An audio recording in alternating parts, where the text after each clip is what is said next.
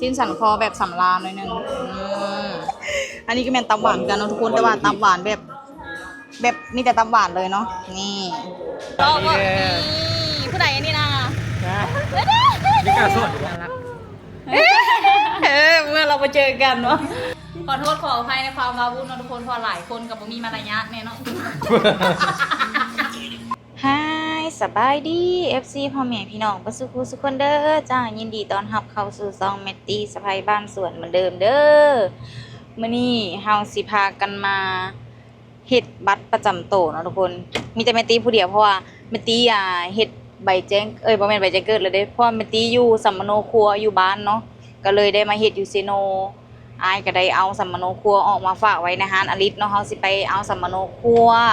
แล้วก็สิไปเฮ็ดบัตรประจำตัวแม่ติเกิดมาจนเฒ่าเลยพี่น้องห่างก็ได้เฮ็ดบัตรประจำตัวเนาะกับเพิ่นให้เฮ็ดใหม่เลยเฮาก็เลยถือโอกาสเฮ็ดซะ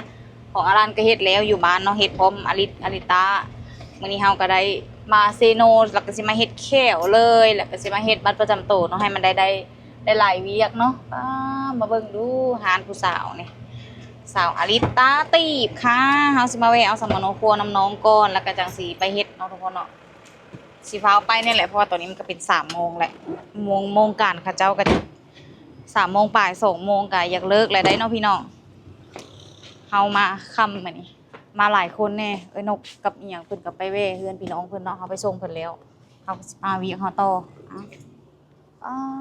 นั่งเอาเครื่องเข้าไม้เนาะเลิศนะป้าเครื่องเล่นเพิ่นบ่เนี่ยอ๋อพี่น้องจำได้นะสวยเนาะอลิศเด้อลิศอยู่บ่อลิศไปใส่ซื้อเครื่องแน่อลิศสั่งวันนี้ดูเจ้าของร้านนี่อุ้ยคือแต่งตัวสวยนะวันเนี้ยสวยจังเลยวันเนี้ยหากระต่าย TikTok แล้วสวัสดีอลิซาตาติบจ้าเครื่องคือมีแต่โตเลิศเฮ้ยจะไม่ได้เสียเงินอีกวะนี่เสียแล้วเอาเงินมี500มีวันราคา500 บาทป้าเบิ่งดูน้องเฮาเอาเครื่องมาที่ทุกคนโหกันเดี่ยวกันนกว่าบ่คือกันไปเดี่ยวกันนางนกน้อยสาริกาแบบของซื้อสิบัวให้เด้นุ่งอันเดียวกันอันเดียวกันสีเทาก็สวยเนาะนี่ยังมาอีก100ตัวได้ขายแล้วนี่ฝากแล้วเห็นเขาถามหลายไปเชยเนี่ยเป็นเเขียวพี่สามทาง TikTok จ้าเขียวดีTikTok เขาก็รีโพสต์เด้ดีจ้าสร้างพี่น้องมาทวงกินชาเขียวให้เขาถ่ายประมาณนี้โน่เห็นบัตรอันนั้นใช่อันนั้นสมโนค่ะอีใส่เอามาผ่านแล้วเลยในไซส์เขายังบริเห็นไข่เปิดไว้น้ำไทยสักหาอะไรหาไรผ่านอยู่ตลาดผู้จักป้าเห็นในบริเฮ็ดดอกมันคันว่าเนี่ยนะมันสิได้ลงไปตลาดอีกบอกว่ามาฝากไว้น้องๆเด้อนั่นเลยถามจะว่าเปิดทานบ่ก็เปิดเขาก็เปิดเขามาเลยจะบอกเขาหันเสื้อผ้าเป็นอะไรการใช้เวียนนี่เป็นอะไรนะเอาไม่ใช่คือตีบ่ตีบ่ใส่ร้ายกูเลยสิตีอีกเบิกหนึ่งให้ตีซะ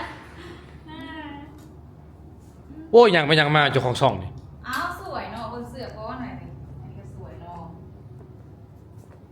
เฮ็ดยูเซนอลนี่แหละว่ะ yes เพราะว่าซันขึ้นสมโนอยู่ตรงนี้อุ้ยสวยเนาะแกตัวเนี้ยเท่าไหร่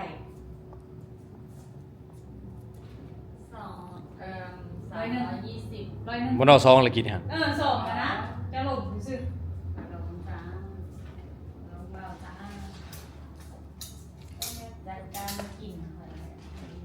โทรหาไอ้ก็บ่ได้เบิ่งโน้ตทุกคนที่เขาขออนุญาตโทรหาไอ้ก่อนอันนี้กะเครื่องเพิ่นไปเอาอยู่ดีดิผมบ่ได้ฮู้แล้วเขาได้ผ่านน้ำข่อยได้แตง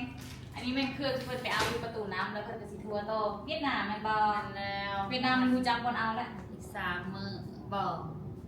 ไปได้ไปแบบงงไทยเบิ่งแรกแบบเอาวางแผนสิไปอันนี้อย่างก็ไปไลฟ์สดอยู่ไทยได้แหละฮะ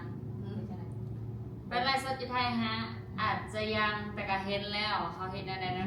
ะเพิ่นไปเบิ่ บิ่งเรียนมาแล้ว ถ้าได้เครื่องมาหอมทีละก็ไล่อยู่ที่ก่อน มัน เครื่องกาซิเบิร์ดแหละมันเขาไปหอมนานจังสิไปเฮ็ดแบบนั้น ไล่แล้วก็เอามาเลยนี่นะแม่ เลิศนะหัวสมองเพิ่นนะตอนเฮียนคือขี้เลื่อยใช่ไหม ตอนเรียนที่จังหวัด ตอนเรียนคน30 คนเขาได้ที่28หลายแค่ไหนจะไปที่30เลย ยังนักก็ข่อย อันนี้ก็สวยเนาะน้องแบบ ตอนเรียนระบายขอให้แม่ไปหาเรื่องเมีย นางอันนี้พ่อกับแม่ขึ้นโอกาสดุกระมูเลยนี่แม่เนาะไปโบไปโรงเรียนแต่งตัวทาแป้งน้ำดอกน้ำแดง แล้วห้องเรียนเขา8 โมงข่อยไป10 โมง ว่าแล้วหัวค่อยผมชิโร่ดีวันนี้ชิไปเห็นบ้าน นะก็ได้อยู่บ่ เนาะ ได้ มันบริแดงคือผมเพิ่นเอาเพิ่นคือยองคืนละ ก็อยากเปลี่ยนสิตัดบ่ ตัดเหียนบุเสียดายปะ ก็เสียอยู่แต่ฉันก็มีแฮร์พีทไง ก่อนสิตัดจะพาเอาตัดเอาไว้ต่อสิไว้ เอาไป เอาให้ ให้ ได้ ได้ ก่อนตาแล้วก็เอาไปให้อารัมบอกหิบเด้อ ตัดแบบนี้เนาะ เอาไปใส่หัวได้ดูทุกคนเลยได้นี่อริตาให้เลยเจ้ายังเอ้ยแบบนี้มันผมสีแดงอ่ะให้เขาย้อมให้ก็ได้ปะป้าทุกคนเขาจะไปเฮ็ดบัตรประจำตัวก่อนยันเขาจะปิดแล้วจะมาเวหา เราจะมาถ่ายคลิปนึงนะ แล้วจะมาเวหานกอีกเด้เฮ็ดแค่ให้อย่างนั้นสิมาหาบัดเดียวไปสิซื้อแบะมากินอยู่นี่ มันคนโทรมา ก็โอเคทุกคนพักคลิปไปก่อนเดี๋ยวเราจะไปเฮ็ดบัตรประจำตัวก่อนทุกคนตอนนี้เฮาก็ได้เฮ็ดบัตรประจำตัวแล้วมีแต่ท่ามือเขาเจ้านัดเนาะทุกคนนัดมารับบัตรเขาจะสิได้มารับอีกเทื่อนึงเนาะทุกคนเดือน7พุ่นละเดือน7เนาะนี่ใบนัดเพิ่นก็เฮาสิได้เก็บไว้ในกระเป๋าอย่าลืม นี่ใบนัดเขาก็เลยได้เปลี่ยนเสื้อเนาะทุกคนเนาะเพราะว่าเขานุ่งเสื้อกล้ามมาระยะมันบ่สุภาพแล้วก็เขาก็ได้นุ่งซิ่เข้าไปนี่นุ่งผ้าถุงผ้าเข้าไปเพื่อให้แต่เขาเกี่ยมพร้อมเนาะเพราะว่าเขาฮู้อยู่แล้วว่าเข้าโครงการบ้านโครงการเมืองเขาต้องได้นุ่งเครื่องสุภาพเรียบร้อยเนาะเขาก็สิได้มารับเอาไอ้นกแล้วก็สิพากันไปเติมน้ำเติมในก่อนแล้วก็สิพากันไปเฮ็ดแขวค่ะพี่น้องเฮ็ดแขวแล้วสำเร็จเสร็จสมบูรณ์แล้วก็จังสิมาแวะหาอาลิศเนาะจังมาจึงอยู่น้ำอาลิศน้อยนึงซาไปสิซาตัวนึง มาแล้วชมกันกันพากันมากะออกน้ำมันกันเนาะทุกคนเพราะว่าน้ำมันแพง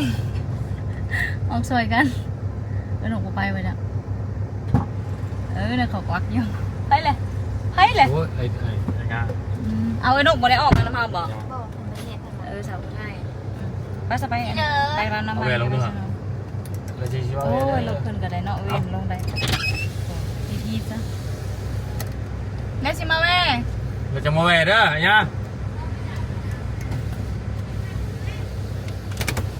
เช้าหน้าบูดเลยจ้ะอารมณ์บดีนะคะวันนี้อารมณ์บ่จ่อยปานใดเพราะเขายันบ่ทันเฮ็ดบัตรเพราะว่าเขาเจ้าปิดช่วง3 โมง 4 โมงเนาะเขาเจ้าเลิกการเขายันบ่ทันมากับอลันกับซื่อๆซ่าๆแน่ก็เลยเครียดกันซะ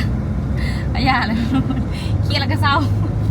เขาเฮ็ดแล้วเลยได้เลี้ยงเขาเครียดเองเศร้าเองเลยเนาะ ไปชิงออกไปดิ จะกลัวไปนี่ เขียนแบบวิเหตุผลแถวค่าเลย เยอะตัวเองแล้วก็บ่หมู่เนาะ เห็นหรอเขาเลยว่าก่อนกับอะไร โอเคน้องทุกคนตอนนี้เรากำลังสิพากันไปซื้อเนาะแม่ชอนพอเขาบ่ได้กินโดนแล้ว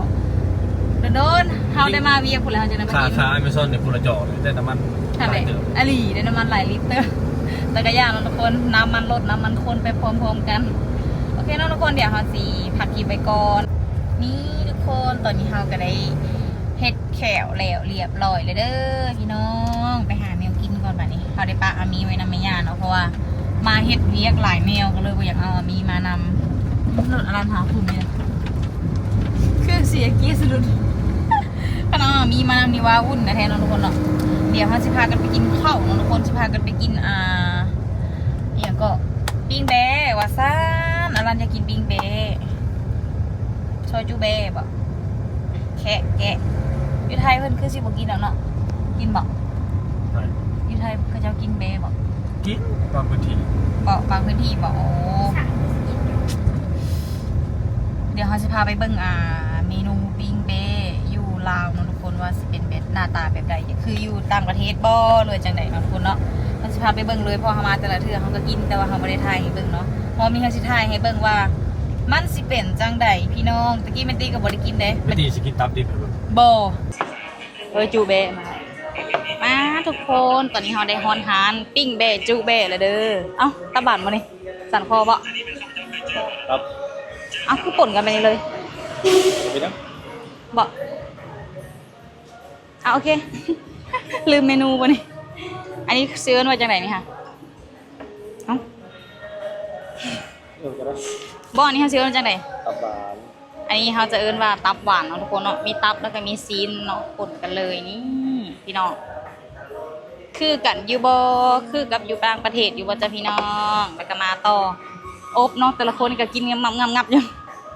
นี่อันนี้เป็นอบเนาะพี่น้อง อ๋อเฮียครับ พอเห็นอยู่เฮียสารัญญาบ่ได้กิน เอ้า แซ่บเฮ้ย จุบบัด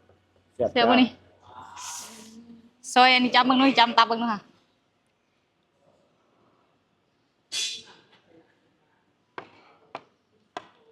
เป็นไง มุมมามเลย มอง นี่เนาะ ซอยจ้ะกินเบิ่ง ทุกคนตอนตับดิบทางกลาง สำราญ จ้ำมาผักไว้จานแล้วก็มาเอาพักปรุงคีบ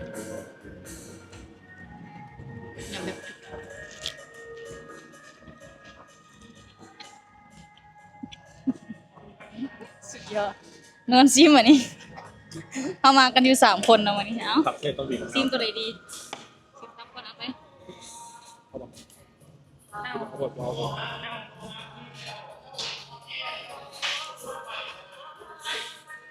ให้ผู้สาวอันผู้ไทยอันนะซิมอย่างก็ซิมตำหวานอย่างแบบเปรี้ยวๆแซ่บมันบ่คือบ่มีแจ่วตับยังบ่มาให้เนาะเดี๋ยวแม่นมีแต่แจ่วเพียเดี๋ยวเพิ่นจะเอาแจ่วตับมาให้ตำหลังเนาะทุกคนมาเฮาสิซิมบัดนี้นี่มาพี่น้อง ตับหวานนะ หึ ตับหวาน หวานคักบ่นี่บ่โฟกัสซะจังตับหวานอยู่แต่แจ่วขมเอาแจ่วเพียให้หน่อยเด้อ กับพี่อะไร จะตับ อุ้ยแจ่วตับแม่น แจ่วตับเบิดมันคือเบิดไวแท้เสียดายเด้อพี่น้องแจ่วตับเบิดน้องว่ะอันนี้แม่นสันคอทุกคน ชิ้นจัน ชิ้นสันคอแบบสำราญหน่อยหนึงสุดยอดยังเมนูใดบัดนี้ เสิร์ฟมากินเนี่ย บ่ได้ที่บอก 4 อันเดียวต้อง สั่งยังไง เนี่ย ยังจุยังเมนูพิเศษของทุกคนจูแบะได้มาเลยแม่นบอกตับเอ้า เอาโอเค เอาเลย โอเค อันนี้คือเป็นจุสำราญเนาะ วันนี้มันเป็นวันอะไร อันนี้ก็เป็นตับหวานกันเนาะทุกคนแต่ว่าตับหวานแบบมีแต่ตับหวานเลยเนาะนี่รอเห็นบอพี่น้องเอาไป4 อย่างมานี่ โอเคเนาะทุกคนเดี๋ยวขออนุญาตกินก่อนเด้อนี่เต็มโต๊ะเลยนี่มาพี่น้องออกมาไปห่านปิ้งแบ่แล้วเด้อพี่น้องว่าสิเมื่อเวหาอลิซิเดเวอยู่บ่คำเลยเนาะมาเจอน้องทรายไม่ได้เฮ้ยแทงทางบ่เขาแบ่งทางหมดแล้วบ่รู้เป็นจังไดนี่ค่ะ เปิดมาหลุด จะลอง ตั้ เบิ่ ง ง อะไรมันขาดก่อนกัน อยากลองเบิ่งว่ารถมันสิล็อกหรือบ่ล็อกบ่นี่ผู้ใดอันนี้นะเด้อ ไม่กล้าสวดหรอ เป่าบี้โอ้ยเบิ่งดูเฮ็ดอะไรนี่ฮะลองรถเข่า เอาใส่หลุด เลิศ คือลมไฟเนี่ย ล้มมือได้ทีนี้ มือขึ้นนะ มือ คือล ซื้ ม อ ไฟเลยเข้ามาเมาบ่ได้เจอ พี่แลนไว้เห็นบ่เบรกบ่ทันเลยจังไง ไว้เหรอ บ่ไว้ดอก กินรถนี้บ่ไว้กูเสือ ไว้ในผู้สาวคนนี้ฮะเด้บ้านรถมากสวยปะอย่านะเราเห็นนะเออ พี่น้องอะไรเอื้อยน้อง รถน้องทรายเพิ่นล้มน้องทุกคนบ่ฮู้ว่าเพิ่นไปล้มไปเฮ็ดแบบท่าใดฮะเพิ่นก็บ่อยากบอกได้ยานุ่ยเย้ยวันนี้ เอ เห็นลม เขาบอกอีว่าไผเห็ดลมรัวาเพิ่นเห็ดลมเองหรือว่าจังไดเนาะหากก็ซื้อใหม่ๆว่าซั่นได้เห็ดลมแล้วจ้อยมับจ้อยวับเอ้าโอเคแล้วทุกคนเดี๋ยวพักคลิปไปก่อนทักทายน้องๆเนาะมาทุกคนเฮาก็สิได้เวซื้อนมได้บัดนี้หลังจากเฮากินอิ่มหนังสำราญแล้วเนาะกินฮอดลูกอยู่ซะเนาะมาบัดนี้ก็ ซื้อนมมาฝากลูกจ้าว้าวเปิดเพลงพร้อมเดี๋ยวไทยเรียวๆหน่อยหนึงเนาะ ยันเพลงติลิคชีจ้าไปพี่น้องซื้อนมไปฝากลูกสาวจ้าเพราะว่านมอยู่บ้านตัวที่อามีกินมันบ่ค่อยมีเนาะเขาก็เลยซื้ออยู่ในเมืองไปเลยแพมเพิร์ดพร้อมได้นี่ว่าหลายอันหลายแนวใช่ว่าเดี๋ยวขออนุญาตซื้อนมกันเลยพี่น้องยันเพลงติลิคชีทุกคนเราได้มาแวะหาน้องสาวก่อนเนาะทุกคนก่อนเมื่อพ่อบอกเพิ่นว่าสิมาแวะหาเพิ่นได้เห็นอย่างอีนะเห็นอย่างอีนะ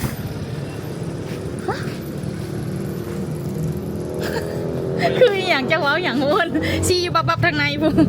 โอ้ยหงเฮืองเหลืองเหลื่อมให้บอกอะไรยังสิออกไปอยู่สะแม่สวยนะสุดนี้นะน่ารักเนาะขายขาย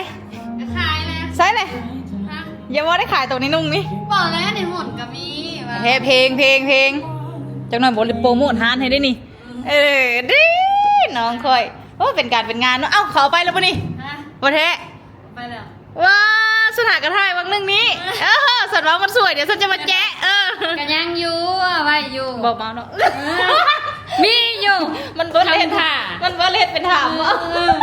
มันยังมีอยู่ตัวทำมาทางแกยังอยู่หรือว้าวอุ้ยหลุดน้องสู่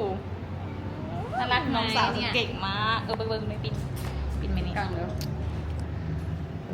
ว้าวเลิศแกใส่ไปหลินไปเที่ยวไปคาเฟ่ใส่ไปมันก็มันเกิดน่ารัก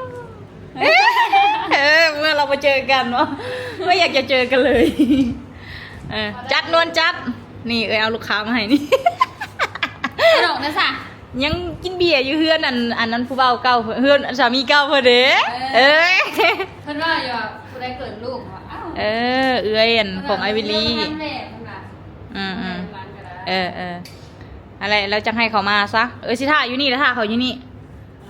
ดีกว่าไปถ่ายอีพุ่นเขากินเบียร์ไปสิไปหาเขาหน่อยนึงว่าซั่นพี่น้องเสื้อมีแต่โตสวยๆค่ะนี่ก็สวยรัดรุ่นรัดรูปอะไรก็ว่ากันไปมันมีเบอร์บอกหรือฟรีไซส์นี่โอ้ยไฟคือเป็นอันนี้ไฟตกพี่น้องเฮ้ยมันตายได้เลยกงยันพวกแอร์พวกอย่างนี้เลยเฮ้ยมันตกไปมาเต่าลีเพิ่นกระเลิศเนาะเฮ้ยเนาะอุ้ยเสื้อนี่ก็สวยนะแกนุ่งไปไหนวะนี่นุ่งให้เบิ้งด้วยนี่แหละมันจะทำหนังสิ่งเดียวนี่ละแพ้ผู้มันก็ต้องมีเกาะข้างในที่บอกจุ๊บจุ๊บเอาสนุนเลยฟิตจุ๊กว่าฉันไม่เข้าใจเทรนเสื้อเธอเลยโอ้ได้ขาดเท่าไหร่แล้วมันนี่เฮ้ยได้อยู่โอ้เริ่มแรกนะเฮ้ยเริ่มแรกถ้าก็เปิดทานได้3 มื้อต่อลูกค้าบอกมาอีก11แอดมินให้ทางไก่ไปก็ได้มันแทนเรียนในโทรศัพท์อันนี้ค่ะเวลาว่างของเงินสินวันกำลังจ้องมาได้ขายเครื่องของเงินสินวันเครื่องก็ดีผ่อนวันเงินไป3-4 พันก็ว่าเดี๋ยวเนาะเอากู้แหมมันหนักมึงเด้อใช่จิวบางทีมากันในออนไลน์เนาะหน้าห้านเอาเรื่องหน้าห้านประมาณ3,000ประเทศไปทั่วไปทางตีบอกเหตุเพราะว่ามันสีกับเลยค้านนำลูกค้าถ้าปลายทางนะลูกค้ามักสั่งเลยโบไปเอาเครื่องมีปัญหาตลอดแล้วค่ะแบบตัดออกได้อันนี้จากใจของแม่ค้านะทุกคนเวลาเราขายเครื่องขายอย่างเลยได้เงินเลยให้ดีชุดบางเทื่อนะไปพากในบริษัทก็เพื่อเขาจะเคลียร์เงินให้ปลายทางแม่นเข้าใจกันเด้อพี่น้องเด้อไผ่แบบอยากได้อีหลีนะทุกคนเนาะจังสั่งแล้วก็จังโอดฝากอุดหนุนทานน้อยๆใหญ่ๆของน้องสาวคอยเด้อติดตามต่อไปซีดีเครื่องมาตะวิดมาค่ะแล้วอีก2 มื้อบ่แลเพิ่นก็ไปเพื่อมาอีกเดย์แม่อีก2 มื้อเราไปเวียดนามเดินทางกูอินเตอร์ขนาดเลยเนาะแม่เลยบุกตลาดเลยบุกถูกสุดยอดเนาะไฟตกเลยแม่เทน่ามาแปลงเป็นไฟ3 เฟสไฟนั้นไฟเดิมมัน3 เฟสอยู่แล้วเราไปใส่2 เฟสให้เราเอาไปได้เบิ่งไฟแต่ทวิตขาดเบอร์ไปได้นะไฟตกไฟขาดเบอร์ไปได้ของมัน โอเคทุกคนเดี๋ยวพักคลิปไปก่อนนั่งลมมามอยกันอยู่นี่แล้วนะทุกคนค่ะอลันไปฮับไอ้นกพอสุพรรณยังซุ่มเซลกินเบียร์นะคะบอกกินเขาเลยมานั่งท่าอยู่นี่ซะ กำลังให้เด็กน้อยไปสื่อเนี่ยทอดดอกมา แม่ ไว้ได้อัน ใส่เขียวคือบอกเข้ามานี่ใส่ตู้เย็นไว้ไปเอาเข้ามานี่โอเคนะทุกคนพักคลิปไปก่อนโอ้ดูมันขยันเพียรเนาะ เสร็จไปแล้วจ้า1 ตัวอุดหนุนน้องเนาะรู้สึกว่านุ่งข้าวโตเนี่ยมันเลิศกันอย่างยูค่ะนี่หันหุ่นหันอย่างนะทุกคน ให้เดาว่าตัวนี้ราคาเท่าไหร่ ต่อรองกันเด้อต่อรองราคากันนะสวยค่ะตัวเนี้ยมันมี4อย่างในลิตมันมี4อย่างในของเอ้ยนุ่งนี่งามนะพี่น้องมันหันหุ่นดีนี่ทางหลังก็เป็นหมวกน้อยนึงเนาะซื้อซอยน้องกันตัวหนึ่งทาซีเมนต์ตัวหนึ่งเนี่ย ได้แล้วตัวหนึ่งค่ะเนี่ยเลิศทุกคนยังบริเมื่อเด้อว่าสิได้ตัวหนึ่งเนาะว่าสิซื้อตัวนี้ เอา3ตัว โอ้ยลิตเอ้ยมูชิบุมาเวเลยเด้อวันนี้เด้อที่แรกเป็นตีนุ่งลองตัวนี้นะว่าสิเอาแต่ตัวเดียวนี่ มานำคือผู้ซื้อน้ำกันวะ ได้ตัวนี้เนาะทุกคนเนาะสรุปแล้วเราได้3ตัวนั่นเป็นอะไรนุ่งลองตัวใดก็คือว่างาม แล้วก็ตัวนี้เนาะเป็นแบบเสื้อแบบหันหุ่นเนาะอุ้ยเลิศจ้าตัวนี้นะเป็นกระขายแบบราคาย่อมเยาวให้เอ้ยเนาะ ต่อจากน้องเป็น แล้วก็อันนี้จ้าหนูชอบค่ะนี่มันเป็นแบบเกาะคออีกอย่างประมาณนี้ค่ะนะจริงๆมันจะมีแล้วสีดำกับสีครีมเนาะแต่ว่าไม่เห็นสีน้ำตาลก็เลยไปเอาอีกซะแต่ก็ยังไม่ได้นุ่งจากโตเลยได้นะดำครีมนี่ยังไม่ได้นุ่งซื้อไว้ไปว่ามีงานไปเขาจะนุ่งแบบนี้ค่ะนะนี่ตีหมักแบบนี้นี่หมักโคแบบเวลาไปหันไปนี่เขานุ่งแบบเสื้อแบบมัดคอมัดอย่างกับทรงยีนค่ะดีพี่น้องนี่มันเป็นแบบนี้แบบประมาณนี้อุ้ยสวยค่ะบอกเลยว่าสวยทุกโตค่ะทุกร้านอุ้ยสวยทุกโตค่ะในร้านนี้หาถุงมาใส่ให้ในตี้ เด้ทางไหน ใส่เอง บริการเอง โอ้กูเอามาด้วยบริการเองได้เงินกระทันได้เลยนี่บริการเองเลยเขาเบิร์ดไปอยู่ประมาณ600เนาะ600กว่าบาทแม่นแหละ600ตาย700เท่าไหร่อุดหนุนน้องค่ะซื้อน้ำคนอื่นยังซื้อน้ำเฮ้ยเนาะซื้อน้ำน้องเนี่ยซะ ซื้อน้ำคนอื่นต่อกับต่อไปได้ ต่อบ่ได้ได้ซื้อน้ำน้อง ต่อตะเสียกตะดูดนะทุกคน บ่ได้ผ้าเพิ่นก็แบบเอามาจากไทยเลยเนาะผ้ามันก็ดีเนาะทุกคนเนาะแม่นผ้านุ่มผ้าดิ้งผ้านุ่มสบายอุ้ยไทยค่อยนี่เนาะไฟกับพี่น้องตกๆดับๆอยู่เปิดๆมาอยู่นี่อันนี้เป็นผ้าแบบงามจ้าผ้าตัวนี้นี่สวยใครสนใจก็ทักทายมาได้เด้อพี่น้องเด้อฝั่งไทยก็ส่งบ่โอ้ยฝั่งไทยยังบ่มีเด้อพี่น้องเด้อบางเทื่อมี FC คนลาวที่เบิ่งอยู่ที่อยากอยู่ไกลหรืออยู่ไกลเนาะทุกคนเนาะไปเพจได้เฮ้ยอาริสช็อปเป็นภาษาอังกฤษ เพจ ARLID ว้าวไวกันแล้ว THOP เพจอลิสต็อปนะทุกคนเป็นภาษาอังกฤษเข้าไปพิมพ์เบิ่งตัดแล้วมันก็จะขึ้นมาเนาะทุกคนเนาะเครื่องเพิ่นอัปเดตตลอดนะจ้าลงทุกวันจ้าหลังจากเพิ่นได้เครื่องมาใหม่นี่เนาะเพราะว่าเพิ่นก็ลงทุนไปหลายเอาเงินคืนแม่นบ่เบิดหลายแสนเติมแม่นบ่หลายแสนเด้อนะทุกคนหลายแสนบาทนะดิเฮ็ดหานี่ก็เบิดหลายแล้วเนาะเฮ็ดหาแล้วเขาก็ต้องเอาเครื่องเข้าให้มันหุ่งเฮืองเหลืองเรื่องให้มันหลายอัดแน่นเนาะคุณจะจักแว่แม่นล่ะวะขนาดเครื่องเพิ่นโตเพิ่นเหลือจากไลฟ์เพิ่นมาห้อยขายเพิ่นยังแว่เนาะแม่ก็จะเขาก็ยังได้ขายอยู่ค่ะนะ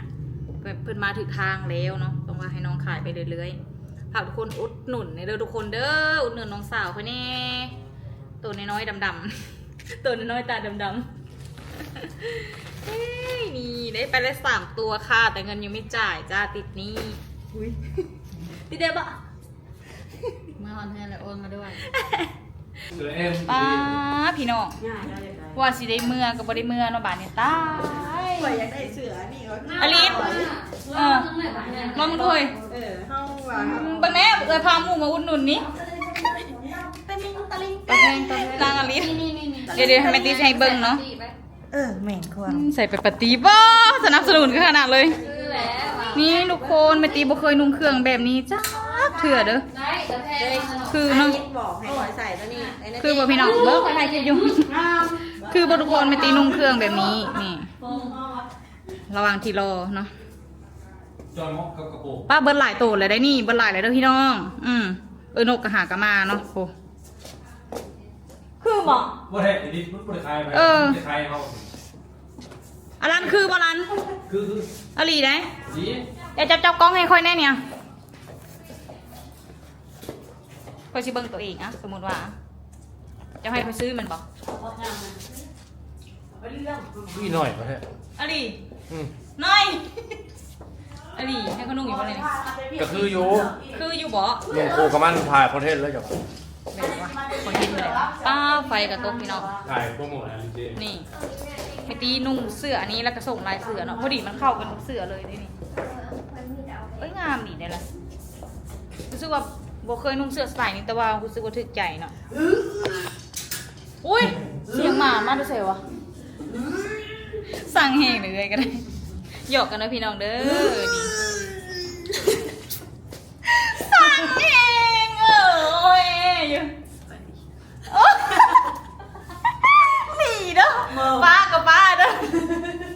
ตายเลยโอ้ยได้เลยเด้สุดนี้เนาะทุกคนกินนี่ซื้อ3ตัว4-5เอาแล้วพี่น้องคือหลายเท่าปะนี่เสื้อนี่150,000พอซื้อดิพี่น้องตัวละ100 กว่าบาท150,000ได้นี่ดินี่ เฮ้ยเนี่ยอ่ะ นี่150,000 พี่ลุงฮะ อ่ะ เออ นั่นแหละ เสื้อกาแฟ เออ เบิ่งอ่ะ ฮะ ตัวเท่าไหร่ 150 เออ เขาเจ๊งมั้ยน่ะ เปิดใจเออยังนั่นนี่สวยนะ ช่วย จะเอาลายไหนบ่ลายค่อยบ่ อย่าเมาคือข่อยเด้อ เอาซีตาโมนก อย่าเมาคือข่อยเด้อเฮ้ย เฮ้ยก็ลายตัวไหน ไปเอาลูกค้ามาไหม เอารถนะ เอาเลยนะ เอารถ เดี๋ยวหน้าเนาะมันเดินยูทูบไปได้ ลิ้นตะหมูแล้ว โอเคนะทุกคนสรุปแล้วเขาได้5ตู้นะนะพยาอุดหนุนน้องเนาะซื้อซอยกัน น้องกะแบบซื้อน้ำคนอื่นกะบ่ได้รุดบ่ได้โต้หันนะ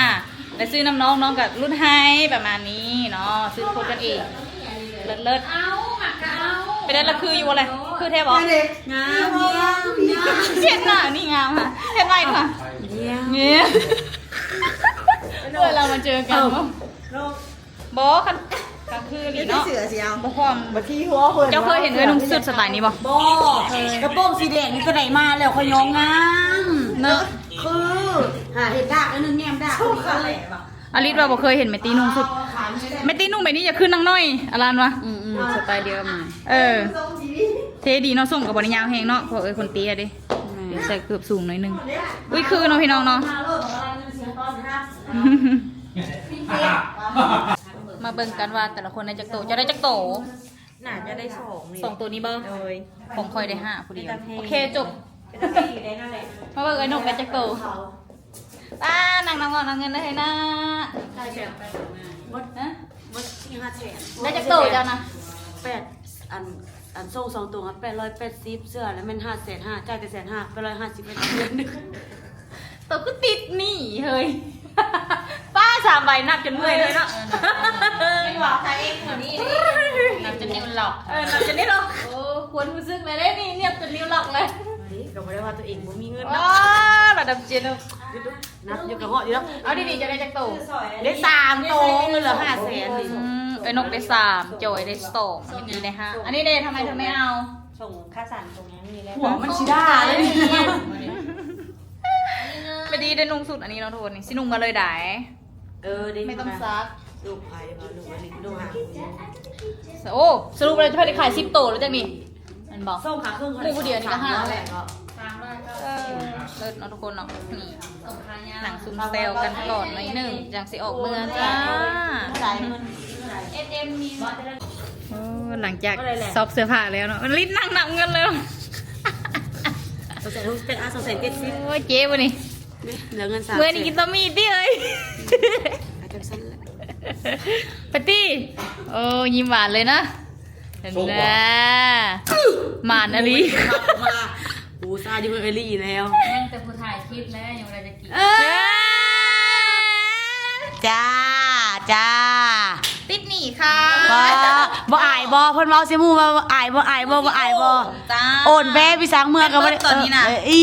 เอาโทรศัพท์ใส่ซากเอาแบงค์ก็มี ใส่ซากก็มี เอาแบงค์มาเอาแล้วเอาแบงค์มา